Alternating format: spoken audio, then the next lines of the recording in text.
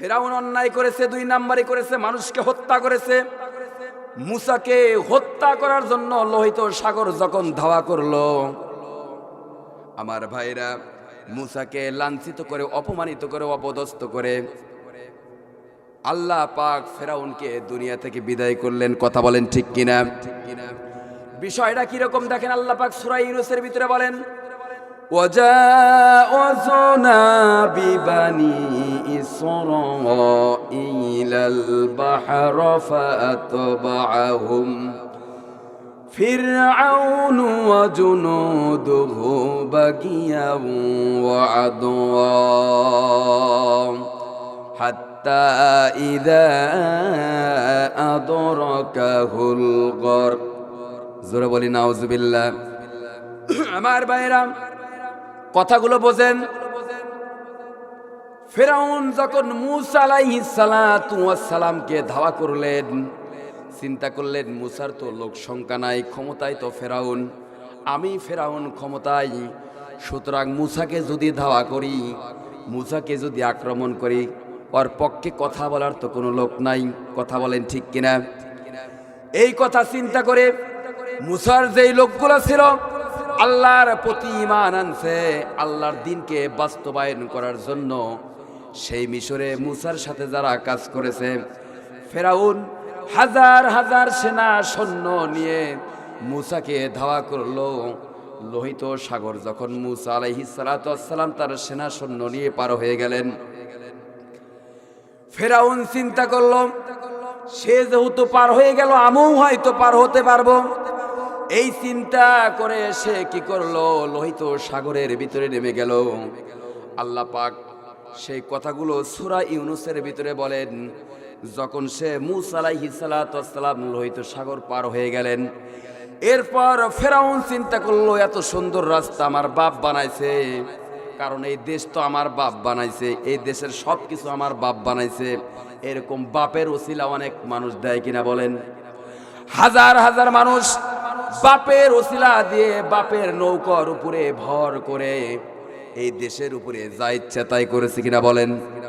বলেন করেছে কিনা? আমার ভাইরা, আল্লাহর নবী মূসা আলাইহিস সালাতু ওয়াস সালাম ফেরাউনকে ফেরাউন ধাওয়া করলো। ফেরাউন যখন লোহিত সাগরের ভিতরে পড়লো, চিন্তা করছে ও যেহেতু পার হয়েছে, আমরাও পার হইতে পারবো, আমরাও পার হইতে পারবো। মাঝখানে গেছে, কিন্তু যা দেখে যে না, পানি আটকা ফেলাইছে। আচ্ছা, মূসা ফেরাউন কালেমা পড়েছিল, এই কথা কি বিশ্বাস হয়? ফেরাউন যে মুসলমান হয়েছিল এই কথা বিশ্বাস হয়? আচ্ছা, ফেরাউন কালিমা পড়ছিল, এই কথার পক্ষে যারা হাত উঠান। ফেরাউন যখন লোহিত সাগরের ভিতরে গেল, চিন্তা করলো এই দেশ স্বাধীন করছে আমার বাবা, এর রাস্তাও হয়তো করছে আমার বাবা। এই চিন্তা করে লোহিত সাগরের ভিতরে সেও মূসার পাশ ধরছে। লোহিত সাগরের মাঝখানে চলে গেলেন। আল্লাহ পাক পানিকে বললেন, পানি এবার চাপায়া দাও। এ হলো এই জমিনের সবচেয়ে স্বৈরাচারী শাসক। আল্লাহ পাক যখন হুকুম করলেন পানির প্রতি, লোহিত সাগরের পানি কি করলেন, এমন ভাবে চাপ দিলেন, তার সাথে যে সেনা সৈন্য সহ অশ্বরোহী যে ঘোড়াগুলো ছিল সবকিছু শেষ হয়ে গেল। জোরে বলি নাউজুবিল্লাহ। আমার ভাইরা, ফেরাউন কি করলো, চিন্তা করলো আমিও এখন শেষ হয়ে যাব এই জায়গায়, মূসার রব ছাড়া আর আমাকে কেউ বাঁচাতে পারবে না। জোরে বলি সুবহানাল্লাহ। সে কি করলো, ক্বালা আমানতু আন্নাহু লা ইলাহা ইল্লাল্লাযী আমানাতু বিহি বানু ইসরাঈল ওয়া আনা মিনাল মুসলিমিন। জোরে জোরে বলি সুবহানাল্লাহ।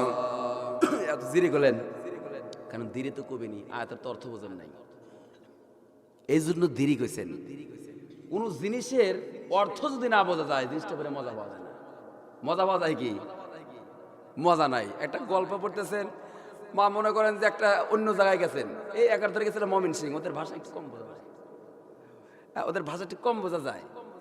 হ্যাঁ, তো ওদের ভাষা অতটা আমি বুঝি না, ওরা ওদের কথা অতটা ভালো বুঝি না, মজাও পাই না ওদের সাথে কথা বলে।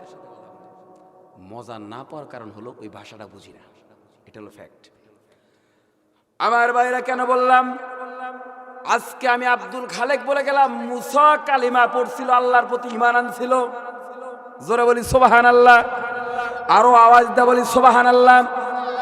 সূরা ইউনূসের ভিতরে 90 নম্বর আয়াতের ভিতরে আল্লাহ পাক বলেন, কি সুন্দর করে বলতেছেন, ক্বালা আমানতু, আল্লাহ আমি ঈমান আনলাম, লা ইলাহা ইল্লাল্লাযী, এর অর্থ কি? আল্লাহ ছাড়া কোনো মাবুদ নাই, আল্লাহ ছাড়া কোনো মাবুদ নাই। লা ইলাহা ইল্লাল্লাযী আমানাতু বিহি বানু ইসরাঈল। ফেরাউন বলতেছে, আল্লাহ আমি ঈমান আনলাম তোমার প্রতি, তুমি ছাড়া কেউ নাই। মুসা এবং মুসার অনুসারীরা যেই রবের প্রতি ঈমান আনছে, আমিও সেই রবের প্রতি ঈমান আনলাম। ওয়া আনা মিনাল মুসলিমিন, আল্লাহ আমি মুসলমানদের একজন। জোরে বলি সুবহানাল্লাহ, আরো জোরে বলি সুবহানাল্লাহ। কি বলল ফেরাউন? আওয়াজ দা বলেন তো। আল্লাহ তুমি ছাড়া কেউ নাই, তুমি ছাড়া কেউ নাই। মুসা যেই রবের প্রতি ঈমান আনছে, আমি সেই রবের প্রতি ঈমান আনলাম, আর আমি মুসলমানদের একজন। এই কথা কে বলল বলেন তো ভাই? এই কথা কে বলল? এখন ফেরাউন এই কথা বলল, আল্লাহ তো কিছু বলবে? আল্লাহ কিছু বলবে না? এই আল্লাহ কিছু বলবে না? এই যুবক ভাইরা ঘুম পাড়তেছ, আলোচনা যদি মনোযোগ সহকারে শোনো, ঘুম ধরার কথা না, যদি মনোযোগ সহকারে এটা নাও। আর মনোযোগ সহকারে যখন কোরআন নিবে, তখন তোমরা হলো এই সমাজের, এই দেশের, এই গ্রামের সবচেয়ে শ্রেষ্ঠতম মানুষ। সুবহানাল্লাহ। আল্লাহ পাক কুরআনুল কারীমের ভিতরে, আল্লাহ পাক কুরআনুল কারীমের ভিতরে সুন্দর করে বলতেছেন, আল্লাযীনা ইয়াস্তামিউনাল কওলা ফায়াত্তাবিউনা আহসানা উলাইকাল্লাযীনা হাদাহুমুল্লাহ ওয়া উলাইকা হুম উলুল আলবাব। চিৎকার দিয়ে বলি সুবহানাল্লাহ। আমার বাইরে অনেক মানুষ আসছেন এই জায়গাতে, যারা কোরআন শুনতে এসেছেন, ঘুম কামাই করে, আরামের ঘুমটা কামাই করে এসেছেন। আল্লাহ পাক বলেন, আল্লাযীনা ইয়াস্তামিউনাল কওলা, যারা কোরআন শুনলো, ফায়াত্তাবিউনা আহসানা, এই কোরআন থেকে যেই সুন্দর সুন্দর কথা বলা হলো, যেই মানুষটাই সুন্দর সুন্দর কথাগুলো মনোযোগ সহকারে শুনলো, আল্লাহ পাক বলেন, উলাইকাল্লাযীনা হুম হাদাহুমুল্লাহ। আল্লাহ পাক বলেন, সমাজের ভিতরে, গ্রামের ভিতরে, সমাজের ভিতরে ওই মানুষগুলো হলো শ্রেষ্ঠতম মানুষ। জোরে বলি সুবহানাল্লাহ। আর আমি ওই মানুষগুলাকে আমার পক্ষ থেকে হেদায়েত দেই। জোরে জোরে বলেন সুবহানাল্লাহ। কথাকার, এই কথাকার বলেন তো। নিজে তৈরি করে আইন বানায়া, সেই আইন দিয়া মানুষকে মামলা দিয়ে জেলের ভিতরে পড়ে হেদায়েত পাওয়া যাবে? এই হেদায়েত পাওয়া যাবে? কোনোদিন সম্ভব নয়। এই কোরআন যারা শুনতে এসেছেন, আল্লাহ পাক আপনাদের ব্যাপারে বলতেছেন, যারা কোরআন শুনতে এসেছে এবং যে কথাগুলো আলেম বলতেছে, কোরআন বলতেছে, এই কথা যে শুনতেছে এবং মানতেছে, উলাইকা হুম উলুল আলবাব। আল্লাহ পাক বলেন, সমাজের ভিতরে, দেশের ভিতরে, গ্রামের ভিতরে ওই মানুষগুলো হলো সর্বশ্রেষ্ঠতম মানুষ। সুবহানাল্লাহ। কথাকার, আওয়াজ দা বলেন কথাকার। সুতরাং আমার ভাইরা, ফেরাউন যখন লোহিত সাগরের ভিতরে পানি খায়া যখন পটকা মাছের মতো ফুলে গেল, সে আল্লাহর প্রতি ঈমান আনলো, আল্লাহ ঈমান আনলাম। ক্বালা আমানতু আন্নাহু লা ইলাহা ইল্লাল্লাযী আমানাতু বিহি বানু ইসরাঈল। আল্লাহ তোমার প্রতি ঈমান আনলাম, আল্লাহ তুমি ছাড়া কেউ নাই। আল্লাহ মুসা এবং মুসার অনুসারীরা যেই রবের প্রতি ঈমান আনছে, আমিও সেই রবের প্রতি ঈমান আনলাম। জোরে বলি সুবহানাল্লাহ। আল্লাহ শুধু ঈমান আনলাম না, ও আনা মিনাল মুসলিম, আমি হলো মুসলমানদের একজন, এই দাবি করলো হলো ফেরাউন। নাম কি? আওয়াজ দা বলেন, নাম কি?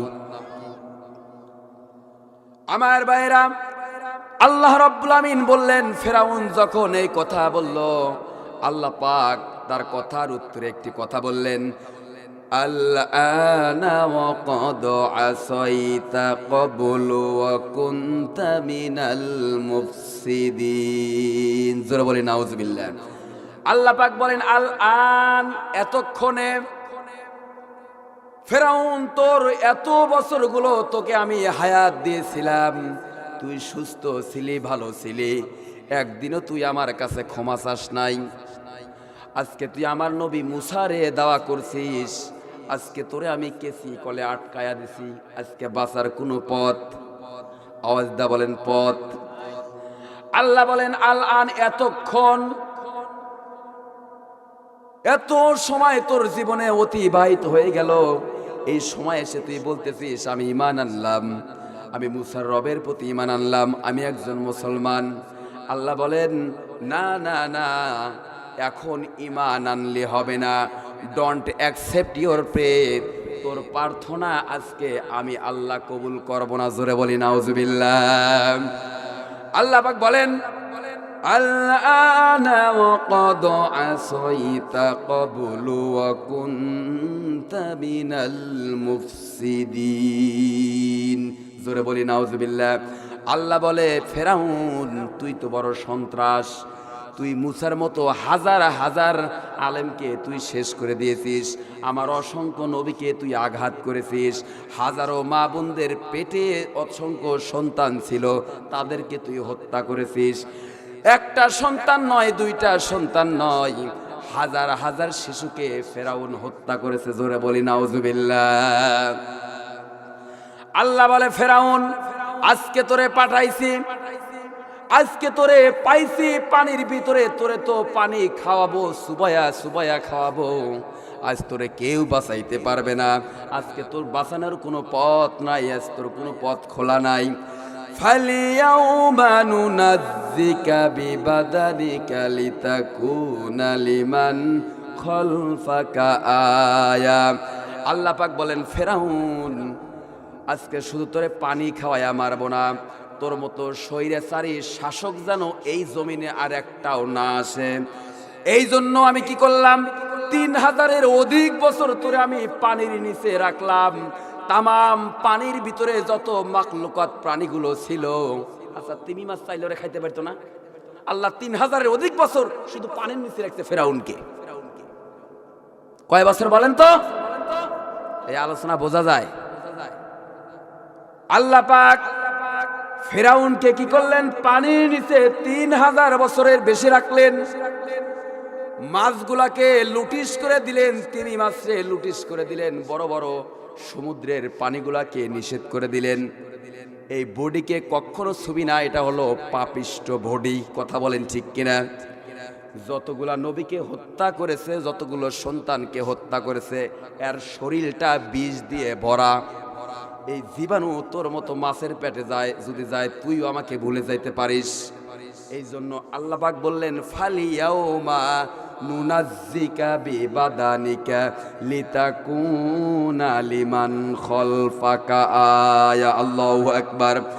আল্লাহ বলে, ফেরাউন তোরে আমি পানির নিচে রাখলাম, তামাম পৃথিবীর কোনো স্বৈরাচারী শাসক যেন আর পৃথিবীতে জন্ম না নেয়, তারা যেন কোনো আলেমকে হত্যা না করে, তারা যেন 2 নাম্বার বিচার না করে, তারা যেন মিথ্যা বিকাশে ভোট দিয়ে, আবার রাতের বেলায় ভোট দিয়ে তারা যেন কেউ প্রধানমন্ত্রী না হয়, এরকম স্বৈরাচারী শাসক যেন না হয়। কোনো কেউ যদি হতে চায়, সে যেন ফেরাউনের কাছ থেকে শিক্ষা নেয়। কথা বলেন ঠিক কিনা? আল্লাহ পাক বলেন, ফালিয়াউমা নুনাজ্জিকা বিবাদানিকা লিতাকুনা লিমান খালফাকা আয়া। আল্লাহ পাক বলেন, ফেরাউন তোকে হাজার হাজার বছর কিয়ামত পর্যন্ত তোর এই বডিটা আমি এই অবস্থায় রেখে দেব, যেন তোকে দেখে পৃথিবীর সমস্ত স্বৈরাচারী শাসক শিক্ষা নেয়, তারা যেন আর জনগণের সাথে অন্যায় না করে। কথা বলেন ঠিক কিনা? আমার ভাইরা, এই জন্য বুঝতে হবে, আপনার সমাজে বিএনপি হোক, জামাত হোক, চরমোনাই হোক, আর ইসলামী আন্দোলন যেই দলই হোক, যেই লোকটা ভালো, যেই নেতা নামাজ পড়ে, যেই নেতা ভালো কাজ করে, আমাদের ভোটটা তার হাতেই যাবে। কথা বলেন ঠিক কিনা? সে হতে পারে বিএনপির, হতে পারে জামাতের, হতে পারে চরমোনাইয়ের। কথা বলেন ঠিক কিনা? আর এইবার যদি আপনারা ভুল করেন, আপনাদের এই ভুলের খেসারত আপনাদেরকে দিতে হবে। কথা বলেন ঠিক কিনা? কারণ হলো, দেখেন, ফেরাউন যেভাবে কষ্ট পেল, আল্লাহ পাক তারে কষ্ট দিল, লাঞ্ছিত করলো, অপমান করলো, অপদস্থ করলো। আমরা বাংলার জমিনে 2024 সালে 2025 সালে সেটা চোখে দেখলাম, 2 চোখে দেখতে পারলাম। কথা বলেন ঠিক কিনা? হাসিনা কি করলো?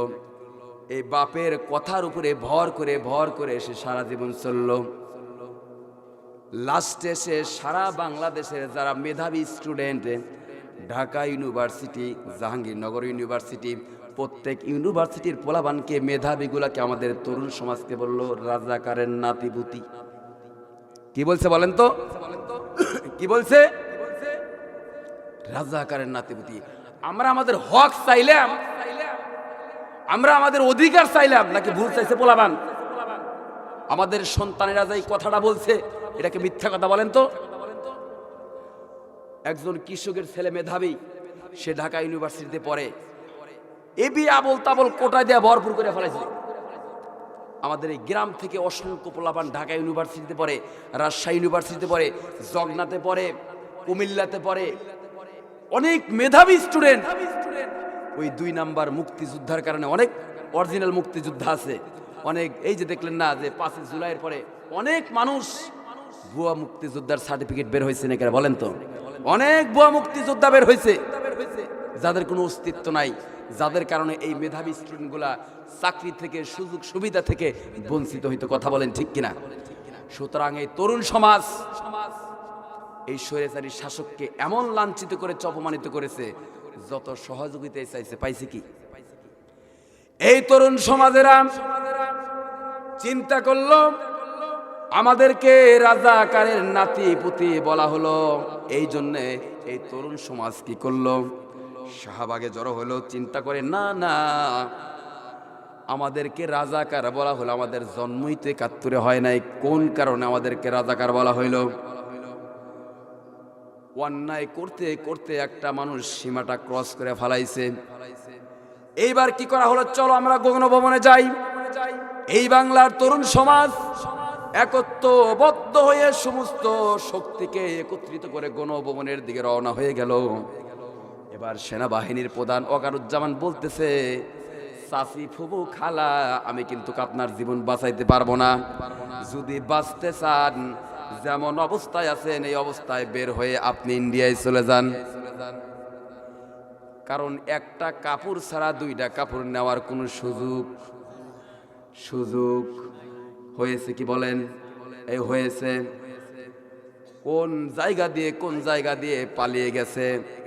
এই কথা দ্বারা একটা জিনিস বুঝাতে চাচ্ছি, ফেরাউন যেরকম স্বৈরাচারী শাসক ছিল, আল্লাহ তাকে ওই দেশের ভিতরে লাঞ্ছিত, অপমান করেছে।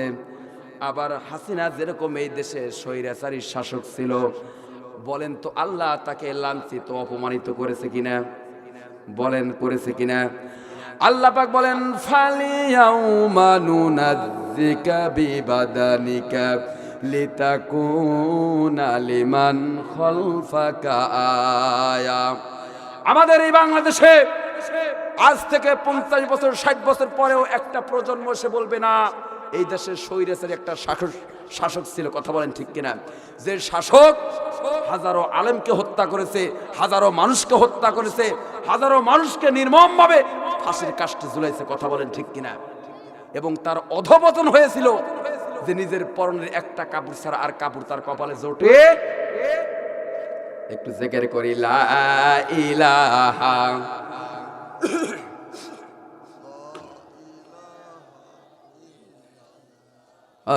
লা ইলাহা লা ইলাহা ইল্লাল্লাহু মুহাম্মাদুর রাসূলুল্লাহ। সকলে বলে সাল্লাল্লাহু আলাইহি সাল্লাম, সাল্লাল্লাহু আলাইহি ওয়াসাল্লাম। আমাদের দেশে এইরকম স্বৈরাচারিক শাসকের আচরণ কিরকম? আগে এক মুরব্বী বলতেছে, গাদা বিষয়টা কি? ওই যে মানুষ চারা বনে, চারা জমিনে চারা বনে না, এক লোক চারা বুনছে, এখন প্রতিদিন হাঁস লাগে, হাঁস লাগে, হাঁস লাগে। তাহলে মালিকের উচিত হলো ক্ষেতটা সুন্দর করে চতুর্দিক দিয়ে বেড়া দেওয়া। হাঁস তো আসবেই, বরিশ ছাগল বকরি এগুলো তো আসবেই, গরু ছাগল আসতেই পারে। মাঠে তারা চরে, মাঠে তারা ঘুরে ঘুরে তারা তাদের পেটের ক্ষুধা নিবারণ করে। উচিত হলো চারাটাকে সুন্দর করে চতুর্দিক থেকে বেষ্টন করে বেড়া দেওয়া। কথা বলেন ঠিক কিনা? এই বেটা বেচনালা করছে কি, যেহেতু হাঁসটাকে করছে কি, হাঁস ধরছে, ধরে জব করে ফেলাইছে। আমাদের দেশে কিছু স্বৈরাচারী শাসক আছে যারা কি করে, ভাই সুন্দর ইনসাফ ভিত্তিক ভাবে দেশটা শাসন করা, বিচার করা, ও তা না করে করে কি, যে একটু তার বিরুদ্ধে কথা বলে ডাইরেক্ট তাকে জব করে ফেলা দেয়। নাকি ভুল বললাম? মুসলমান ভাইরা আমার, আপনাদের কি ঘুম ধরছে? বলেন ঘুম ধরছে? এখন আমরা মুনাফিক নিয়ে কথা বলি। আমি আপনাদেরকে অনেক কথা ভূমিকার আলোচনা শুনালাম। এক নাম্বার হলো ইদা হাদ্দাসা কাযযাবা, ইদা হাদ্দাসা কাযযাবা, যখন কোনো মানুষ কথা বলে, মিথ্যা কথা বলে। আজকের এই মাহফিলে, এই মহল্লার ভিতরে অনেক মুনাফিক আছে, আমি আপনাদেরকে দেখায় দেই। দেখবেন আপনারা, এই দেখবেন, এই হাদিসের আওতায় আমি বলি, দেখবেন। তাহলে মুনাফিকের আলামত কয়টা বলেন? আমার বিশ্ব নবী বলেন এই তিনটা বৈশিষ্ট্য যদি কোনো মানুষের ভিতরে থাকে, সে হলো মুনাফিক। সে কি? আল্লাহ রাসূল বলেন, যেই ব্যক্তি কথায় কথায় মিথ্যা বলে সে হলো মুনাফিক। যেই ব্যক্তি ওয়াদা দিয়ে ভঙ্গ করে সেও হলো মুনাফিক। যেই ব্যক্তির কাছে আমানত রাখা আছে, এই আমানত যদি নষ্ট করে সেও হলো মুনাফিক। এখন কথায় কথায় কিরকম মিথ্যা বলে আমি আপনাকে শোনাই। আল্লাহ নবী, বিশ্ব নবী সরকারে দো আলম নবীজি 14 জিলহজ রাতের ঘটনা। বিশ্ব নবী রাতে চাঁদ ওঠে কিনা বলেন? রাতের বেলায় চাঁদ ওঠে। নবীজি রাতের বেলায় বসে আছেন। আবু জেহেল, উতবা, সাইবা এসে বলল, মুহাম্মদ, মুহাম্মদ, আমরা তোমার দিনের উপরে বিশ্বাস করতে পারি, তুমি একজন নবী, তোমাকে বিশ্বাস করতে পারি। তবে একটা শর্ত আছে, এই শর্ত যদি তুমি পূরণ করতে পারো, আমরা কথা দিলাম এই মক্কার ভিতরে আমরা যারা বড় বড় নেতা, আমরা 3 থেকে 4 জন সবাই কথা দিলাম তোমার প্রতি ঈমান আনবো, তোমার আল্লাহকে বিশ্বাস করব, তোমার আনিত বিধানের প্রতি আমরা শ্রদ্ধাশীল হব, তোমার কোরআনের প্রতি আমরা ঈমান আনবো। জোরে বলি সুবহানাল্লাহ। আমার ভাইরা, বিশ্বনবী যখন আবু জেহেল, উতবা, সাইবা বিশ্বনবীকে এই প্রশ্ন করলেন, মুহাম্মদ তুমি যদি কি করতে পারো, রাতের ওই চাঁদটা যদি রাতের বেলায় যে চাঁদটা জমিনে গোধূলি আলো দেয়, এই চাঁদটাকে যদি দ্বিখণ্ডিত করতে পারো, আমরা কথা দিলাম তোমার দিন আমরা গ্রহণ করব। জোরে বলি সুবহানাল্লাহ। কি করব আমরা? তোমার দিন আমরা গ্রহণ করব, ইসলাম গ্রহণ করব, কথা দিলাম। আমার ভাইরা, বিশ্বনবী আকাশে এই কথা যখন তাকে প্রশ্ন করা হলো যে তুমি যদি এই চাঁদটাকে দ্বিখণ্ডিত করতে পারো আমরা ঈমান আনব, আবু জেহেল, উতবা, সাইবাই প্রশ্ন করলো। বিশ্বনবী কথা শুনে আকাশের দিকে তাকিয়ে রইলেন। আল্লাহ পাক জিব্রাইলকে বললেন, জিব্রাইল আমার রাসূলকে বলে দাও। না না না, আমার বিশ্ব নবী বললেন, আবু জেহেল, উতবা, সাইবা, আবু জেহেল, উতবা, সাইবা আমাকে 2 রাকাত নামাজ পড়ার একটু সুযোগ করে দাও, আমি 2 রাকাত নামাজ পড়ে দেখি আমার আল্লাহ পাক কি বলে। জোরে বলি সুবহানাল্লাহ। আমরা অনেক মানুষ আছি নামাজ পড়ি না, টাকার দরকার মানুষের কাছে হাত পাতি, এরকম লোক আছে না নাই? একটা সন্তান দরকার, একটা মা বোনের একটা সন্তানের দরকার। বিভিন্ন পীর আউলিয়ার কাছে যাই, কিন্তু আল্লাহর কাছে চাই না, তাহাজ্জুদ নামাজ পড়ে চাই না, আছে না নাই? অনেক মানুষ অসুস্থ, নামাজ পড়ে আল্লাহর কাছে চাই না। আমরা কি করি? ডাক্তারের কাছে বিভিন্ন জায়গায় যাই, ডাক্তারের কাছে আগে যান, সমস্যা নাই, চাইতে হবে কার কাছে? বলেন কার কাছে? আমার বিশ্বনবী বললেন, আবু জেহেল, আমাকে 2 রাকাত নামাজ পড়ার মতো তুমি সুযোগ করে দাও, এতটুকু সময় দাও। আমার বিশ্বনবী নামাজে চলে গেলেন, 2 রাকাত নামাজের নিয়ত করলেন, তিনি নামাজে চলে গেলেন, সেজদায় গেলেন, আল্লাহর কাছে বললেন, মালিক, এই চাঁদটাকে দ্বিখণ্ডিত করা আমি মুহাম্মাদের পক্ষে সম্ভব নয়, যদি তুমি সাহায্য না করো। জোরে বলি সুবহানাল্লাহ। বিশ্বনবী কি করলেন? বিশ্বনবী জনাবে মুহাম্মদুর রাসূলুল্লাহ সাল্লাল্লাহু আলাইহি সাল্লাম সিজদায় গেলেন, আল্লাহর কাছে চাইলেন। আল্লাহ পাক জিবরাইলকে বললেন, জিবরাইল চলে যাও, আমার বিশ্বনবীকে বলো তার শাহাদত আঙ্গুল দিয়ে যেন চাঁদের প্রতি ইশারা করে। জোরে বলি সুবহানাল্লাহ। আমার বিশ্বনবী বললেন, ইকতারাবাতিস সাআতু ওয়ানশাক্কাল কমার। এই সূরা কমারের প্রথম একটি আয়াত বললেন, এই আয়াতটা বলার সঙ্গে সঙ্গে আল্লাহ রাব্বুল আলামিন চাঁদটাকে দ্বিখণ্ডিত করে দিলেন। জোরে বলি সুবহানাল্লাহ। আব্দুল্লাহ ইবনে মাসউদ বলেন, চাঁদটা এমন ভাবে দ্বিখণ্ডিত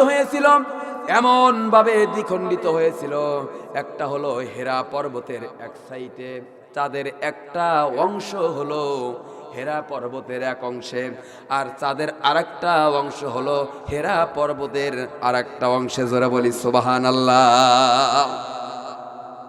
আল্লাহ পাক কি পাওয়ার দিবেন নবীকে, এই ক্ষমতা আল্লাহর আছে না নাই? এগুলো হলো নবীদের মুজিজা, এগুলো কি নবীদের।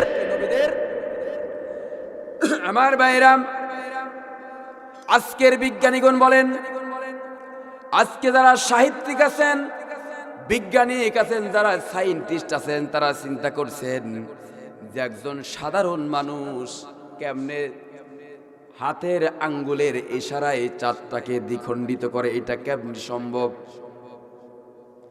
আমার ভাইরা, একজন প্রাপ্তবয়স্ক মানুষ, সেটা নারী হোক পুরুষ হোক, একটা 100 পাওয়ার বাল্বের যে তাপমাত্রা, যে তাপ আছে, 100 ওয়াট বাল্বের যে তাপ, একটা প্রাপ্তবয়স্ক মানুষের শরীরের একই সমান তাপ। জোরে বলি সুবহানাল্লাহ, আরো জোরে বলি সুবহানাল্লাহ। আমার ভাইরা, বাল্বের ছোট্ট অংশ দিয়ে তাপটা বের হয়, এই জন্য মনে হয় তাপ বেশি বের হচ্ছে, কিন্তু মানুষের শরীরের স্পেসটা অনেক বড়। বলেন বড় কিনা? এই যেখানে বসে আছেন, দেখবেন যে 15 থেকে 20 জন 100 জন মানুষ মসজিদের ভিতরে ঢুকে দরজা জানলা আটকায় দিবেন, দেখবেন অটোমেটিকলি মসজিদের ভিতরে তাপ ওঠা শুরু হয়ে গেছে। সুবহানাল্লাহ। আজকের বিজ্ঞানীগণ বলেন, একজন প্রাপ্তবয়স্ক মানুষের শরীরের তাপমাত্রা হলো 100 ওয়াট বাল্বের তাপমাত্রার সমান। আল্লাহ যদি চান, আমার বিশ্ব নবীর শরীরের এই তাপমাত্রার, মানুষের শরীর থেকে যে তাপের যে রশ্মিটা বের হয়, সূর্যের একটা রশ্মি বের হয় না, বলেন তো? দেখবেন একটা রশ্মি বের হয়, এটা বোঝা যায়। দেখেন সূর্যের যে তাপমাত্রা এই দুনিয়াতে আসে, সূর্য প্রতি সেকেন্ডে আল্লাহ পাক সূর্যের মাধ্যমে আমাদেরকে যে তাপ দিচ্ছে, কি দিচ্ছে বলেন তো? তাপ দিচ্ছেন। এই প্রতি সেকেন্ডে ওই সূর্যের জ্বালানি খরচ প্রত্যেক সেকেন্ডে হলো 600 মিলিয়ন টন। জোরে বলি সুবহানাল্লাহ বিহামদিহি। আমার ভাইরা, এক সেকেন্ডে যদি সূর্যর এই দুনিয়াতে তাপ দিতে যদি 600 মিলিয়ন টন জ্বালানি লাগে, তাহলে 24 ঘন্টায় কত লাগে, 1 মাসে কত লাগে, আর 1 বছরে কত লাগে, আর কিয়ামত পর্যন্ত এই সূর্যের জ্বালানি খরচ কত? জোরে বলি সুবহানাল্লাহ। সবকিছু ব্যবস্থা করেন কে? বলেন, আওয়াজ দা বলেন কে? আল্লাহ রাব্বুল আমিন সব কিছু করতে পারেন। প্রত্যেকটা তাপের একটা রশ্মি আছে, আছে না নাই? আজকের বিজ্ঞানীগণ বলেন, বিশ্বনবী যখন এই তার শাহাদত আঙ্গুলি দিয়ে বললেন, ইকতারাবাতিস সাআতু ওয়ানশাক্কাল কমার, আল্লাহ রাসূল যখন চাঁদের দিকে যখন ইশারা করলেন, আল্লাহ পাক বলেন, চাঁদের আলোর যে রশ্মি রয়েছে, এই রশ্মির চেয়ে হাজার হাজার গুণ কোটি কোটি গুণ আমার বিশ্ব নবীর শরীরের তাপমাত্রা আমি বাড়াইয়া দিছি, যেই তাপের কারণে চাঁদটা দ্বিখণ্ডিত হয়েছে। জোরা বলি সুবহানাল্লাহ, জোরা বলি সুবহানাল্লাহ। একটা আওয়াজ দিন ভাই, অনেক দূর থেকে আছি তো ঠান্ডা লেগেছে। একটু দূরে পড়ি, আল্লাহুম্মা সাল্লি আলা। আওয়াজ দেন ভাই, আওয়াজ দেন। নাকি মিলাদ পড়েন না? ও এদিকে মিলাদ পড়েন, একটু জিকির করে লা ইলাহা লা ইলাহা।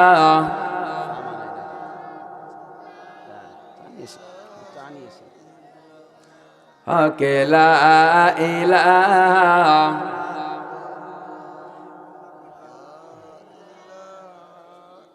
একটু আওয়াজ দা বলেন, আমার বিশ্বনবীর পাওয়ার কম না বেশি? আওয়াজ দা বলেন, বেশি না কম? সেই বিশ্বনবীকে নেতা বাদ দিয়ে যদি দুনিয়ার কোনো মানুষকে তুমি নেতা বানাও, ওই লোকটাকে জান্নাত পাইব?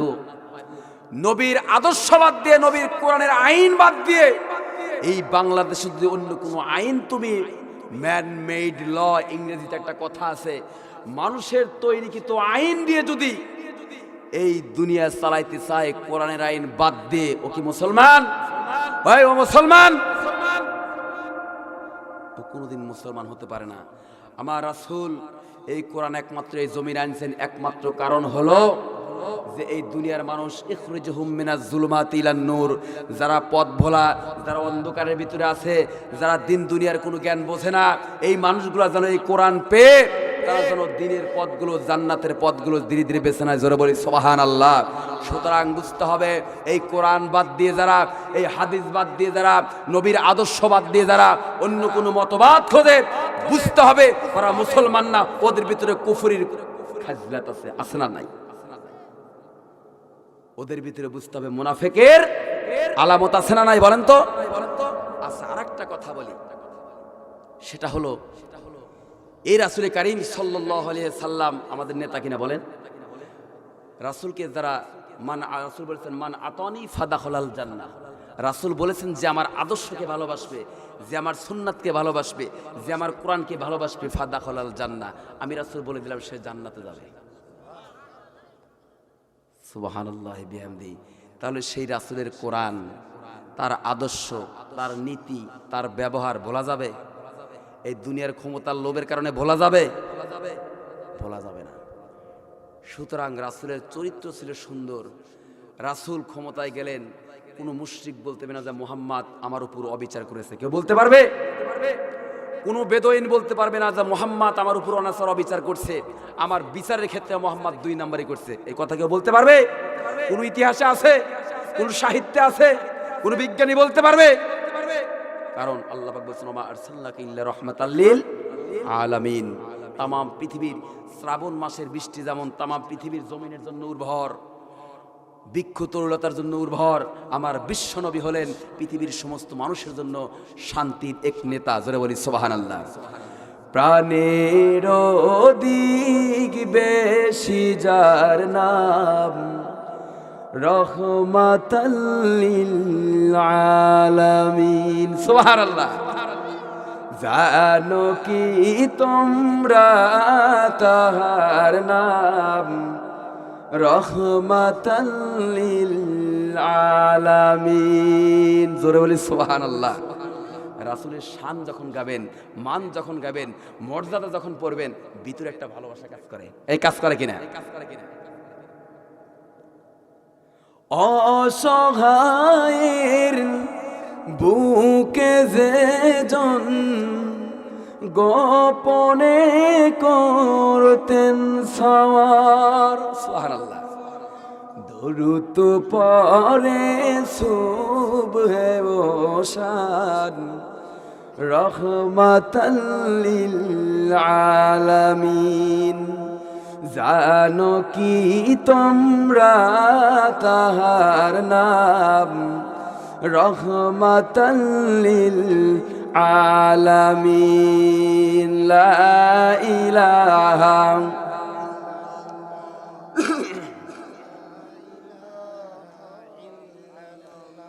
হক লা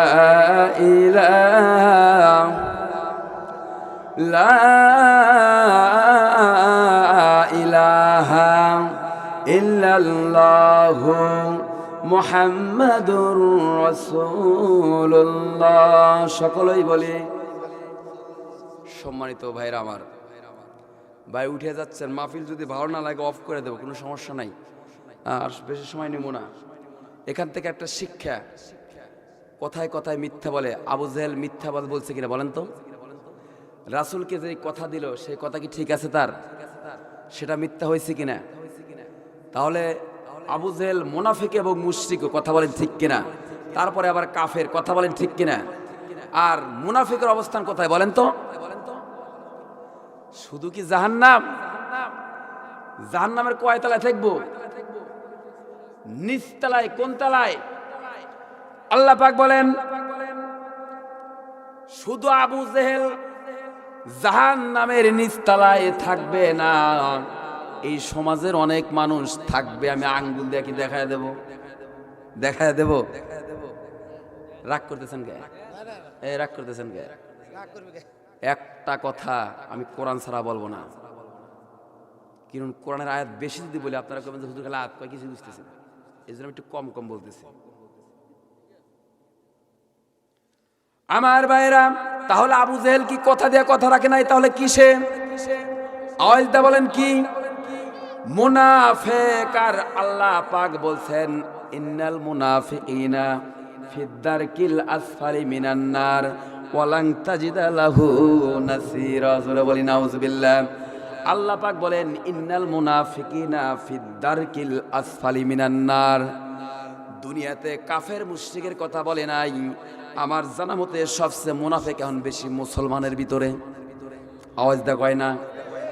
আল্লাহ পাক বলেন ইন্না, নিশ্চয় মুনাফিকদের জায়গা আমি আল্লাহ পাক বিচারের দিন দেব জাহান্নামের সবচেয়ে নিম্নমানের তালায়, সবচেয়ে নিচে দেব হলো মুনাফিকদের। জোরে বলি নাউযুবিল্লাহ। শুধু এই জায়গায় দিয়ে শেষ করবেন না, আল্লাহ পাক এই আয়াতের পরের অংশে বলতেছেন ওয়ালাং তাজিদা লাহু নাসীরা। সাহায্যকারী হিসাবে এই জাহান্নামীতে যখন থাকবে, সাহায্যকারী হিসাবে আমি রবকে পাবে না। জোরে বলি নাউযুবিল্লাহ। আল্লাহ পাক সূরা তাওবার ভিতরে সুন্দর করে বলতেছেন ওয়ালাহুম আযাবুম মুকিম। জোরে বলি নাউযুবিল্লাহ। আল্লাহ পাক বলেন মুনাফিকদের এই জায়গায় আমি শেষ করব না। মুনাফিকদের আমরা অনেক মানুষ চিন্তা করি জাহান্নামের ভিতরে গেলে 2 মাস বা 3 মাস বা 1 বছর বা 5 বছর হয়ে আমাদের বের করে দিব। আমরা অনেক মানুষের কথা বলি, অনেক মুসল্লির কথা বলি, ওই বেটা কোরআন বোঝে না। কোন মায়ের বেটা যদি থাকে কেন এসো, এই আয়াতের অর্থ তুমি ভিন্ন করো। ওয়ালাহুম আযাবুম মুকিম। এদের যে পানিশমেন্টটা জাহান্নামে দেওয়া হবে, এটা হবে চিরস্থায়ী। মুকিম, এটা হলো চিরস্থায়ী, একদিনের না। তাহলে আপনি কোন মুখ দিয়ে বললেন যে হুজুর পাপটা আর 2 দিন 3 দিন থেকে আল্লাহ বের করে দিল, হ্যাঁ একদিন সমান না হইলে কি হবে? এরকম লোক আছে না নাই? তাহলে এখান থেকে একটা শিক্ষা আমরা নিলাম, যারা হলো মুনাফিক তাদের জায়গা কোথায় বলেন? জাহান্নামের নিম্ন স্তরে, একবারে নিম্ন তালায়, নিকৃষ্ট স্থানে। আল্লাহ পাক বলেন অন্য কোনো জায়গায় গেলে হয়তো আমি তাকে দয়া মায়া করে ছাড়তে পারি, কিন্তু আল্লাহ পাক বলেন ওয়াদাল্লাহুল মুনাফিকিনা ওয়াল মুনাফিকাতি। ওয়াদাল্লাহ, আল্লাহ পাক ওয়াদা দিয়েছেন মুনাফিকদের ব্যাপারে। কাদের ব্যাপারে বলেন? আল্লাহ পাক মুনাফিকদের ব্যাপারে ওয়াদা দিয়েছেন। মুমিন মুনাফিক তো শুধু পুরুষদের মধ্যে হয় না, এই জন্য আল্লাহ পাক বলছেন আল মুনাফিকাতি, নারীরাও তো মুনাফিক হয়, হয় কি না? এই জন্য আল্লাহ পাক 2টা শব্দই ব্যবহার করেছেন। আল্লাহ পাক বলেন এই মুনাফিক নারী হোক আর পুরুষ হোক, তাদেরকে যেই জাহান্নামে দেব এটা হবে চিরস্থায়ী। জোরে বলি নাউযুবিল্লাহ। তাহলে আবু জেহেল রাসূলকে কথা দিয়ে কথা রাখে নাই, কথায় মিথ্যা বলছে কিনা বলেন? এই জন্য আবু জেহেল হলো মুনাফিক। আল্লাহ পাক কি করবেন? জাহান্নামের নিম্ন স্তরে রাখবেন। ওয়ালাহুম আযাবুম মুকিম। আল্লাহ পাক এমন জায়গায় দিবেন, যে খারাপ জায়গায় দিবেন, যেখানে আগুন। এই জায়গা থেকে কিয়ামত পর্যন্ত আল্লাহ পাক এই জায়গা থেকে কোনো মুনাফিককে বের করবেন না। জোরে বলি নাউজুবিল্লাহ। আবার বাইরে যদি বলতে পড়তো, প্রশ্ন করলেন, হুজুর এই মহল্লায় কারা মুনাফিক? অনেক মানুষ আছে, নামাজ পড়তে যান, হুজুর মাহফিল করবেন, ভালো তো, এটা তো ভালো, কিন্তু কাজের দিক থেকে একজনও নাই। আছে না নাই? কয়জন মাহফিল করেন? আসি, আমি আসি তো আসি, কাজ শুরু করো। সভাপতিকে কথা দিল, ইমামকে কথা দিল, মসজিদ কমিটি বিন্দুকে কথা দিল, করেন আমরা আসি। অথচ ওই বেটা ইমাম সাহেব মজ্জেনকে, এবং শুধু মজ্জেন কমিটিকে না, আল্লাহর কোরআনকে কথা দিল যে মাহফিল করেন, কোরআনের আলোচনা হবে, ওই জায়গায় যাব। ওয়াদা সে ঠিকই দিল, আজকে সে নাই। আজ আছে সে? আল্লাহ পাক বলেন, যে ব্যক্তি কথাই দেয়া হাদ্দাসা কাযযাবা, যে কথা একটা মিথ্যা কথা বললো, সে কি মুনাফিক। আমি বলবো না, তাফসীর আজকে আপনাকে দিয়ে করাবো, সে কি। এখন মুনাফিকদের স্থান কোথায়? ইন্নাল মুনাফিকিনা ফিদ দারকিল আসফালি মিনান নার। শুধু জাহান্নামে না, জাহান্নামের কোন তলায়? আওয়াজ দা বলেন কোথায়? এরপরে কি করে? যে কোনো জাহান্নামী যে কোনো অপরাধ করে হয়তো জাহান্নামে গেলে আল্লাহ তাকে সাহায্য করলেও করতে পারে, এটা বলতে পারবো না, আল্লাহু আলাম, আল্লাহ জানেন। কিন্তু মুনাফিকদের ব্যাপারে আল্লাহ পাক বলেছেন যে কথা দিয়ে কথা রাখে না, কথায় কথায় মিথ্যা বলে, ও যখন জাহান্নামে যাবি, ওয়ালাং তাজিদা লাহু নাসীরা, জাহান্নামের সাহায্যকারী হিসাবে আমাকে সে কোনোদিন পাবে। বুঝাইতে পারছি? এখন এই মহল্লার অনেক মানুষ আছে, শুধু এই দিকটি না, অনেক আলোচনা করা যাবে, কিন্তু আপনাদের ধৈর্য কুলাবে না। আমি যদি বলি পৃথিবীর প্রত্যেকটা মানুষ আল্লাহর সাথে মুনাফিকি করতেছে, আমি যদি বলি কোরআনের আয়াত দিয়ে যদি বলি, কারণ কোরআন ছাড়া যেই মানুষ কথা বলবে ও বেশ সাধারণত মিথ্যা কথা বলবো। কথা কি বুঝতে পারছেন? সাধারণত আল্লাহ পাক বলছেন, ওমান আসদাকু মিনাল্লাহি হাদিসা। আল্লাহ পাক বলেন, যে ব্যক্তি কোরআন দিয়ে কথা বললো, আর সে সত্যবাদী আর পৃথিবীতে কেউ নাই। এ কথা কার? এই কথা কার? আল্লাহ পাক একটা কথা বুঝাই। এই গম ধরছে, এই গম ধরছে কি? চা খাবো, আপনারা খাইবেন? আচ্ছা আচ্ছা, একটা কথা বলি, একটু মাথায় একটু আঘাত করি আপনাদের। আমি যদি বলি যে আপনারা সবাই আল্লাহকে ওয়াদা দিয়েছেন, আল্লাহ আমাদের সৃষ্টি করলা, আমরা জমিনে যায়া তোমাকে মানব, এই ওয়াদাকে আমরা দিছি? আসলে কি দিছি? দিছি। আল্লাহ পাক শোনেন, অনেক কথা আছে, তাফসীর শুনলে বক্তাকে তুলে দিতে হবে ৯টার মধ্যে। ৩ ঘন্টা বক্তা আলোচনা করবে। বক্তা ওই সময় বক্তার মাথাটাও পরিষ্কার থাকে, জনগণের মাথাটাও।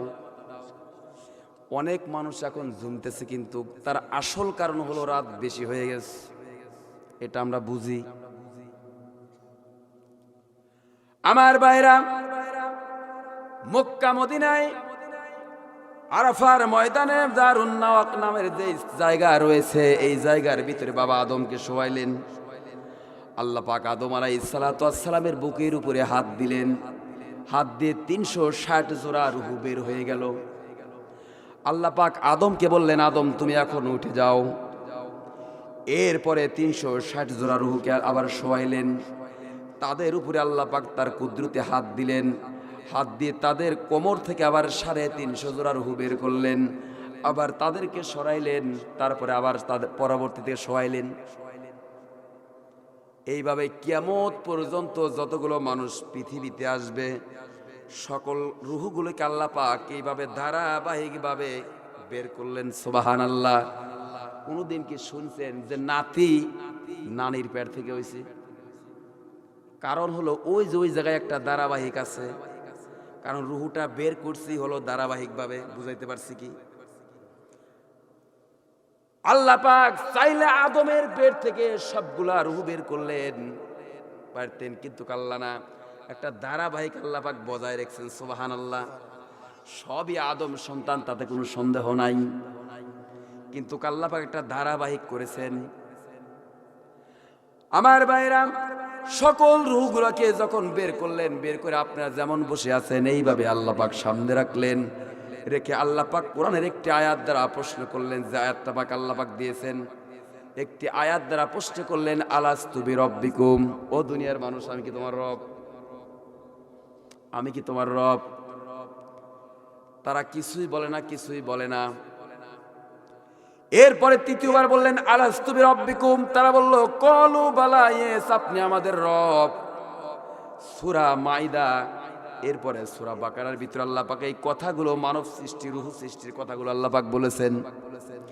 তাদের কাছ থেকে ওয়াদা নিলেন, তারা ওয়াদা দিল দুনিয়াতে এসে আল্লাহকে মানবে, আল্লাহকে বুঝবে, আল্লাহর হুকুম মানবে। আমার বগুড়ার বাইরা একবার চিন্তা করে দেখেন, এই জমিনের কয়জন মানুষ এই আল্লাহর ওয়াদা রক্ষা করতেছে?